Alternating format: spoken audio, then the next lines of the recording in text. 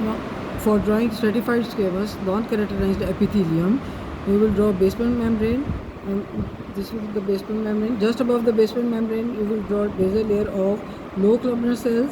So the cells should not be tall; they should be low columnar. That is, height of the cells should be small. So this you will form the basal layer.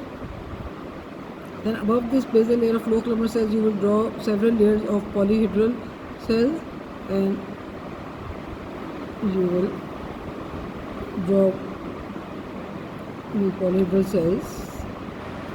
Yes.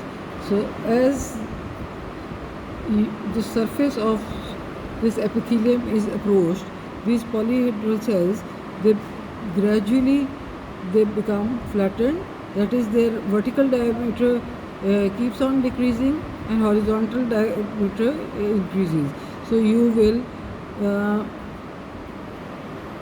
gradually flatten these cells as the surface is approached. Do not draw flattened cells immediately after the polygonal cells. Just keep on gradually flattening the cells. So just as the surface is approached, the flat cells are on the top. So the basal layer of low columnar cells, they have oval basal nuclei. So when you see this slide under the microscope also, you are able to see these oval basal nuclei clearly as a single layer of cells just above the basement membrane. So above this there are the polyhedral cells, and you will draw ovoid or spherical nuclei in these cells. As the surface is approached, the nuclei they become ovoid or flattened, and cells also they flatten. So on the top, the nuclei of the cell is retained.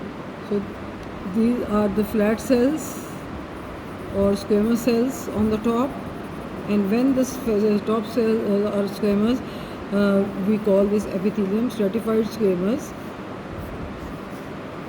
epithelium. These are the several layers of polyhedral cells, and this is the basal layer of low columnar cells. There is no keratin layer on the top, so we call this epithelium stratified squamous non-keratinized epithelium.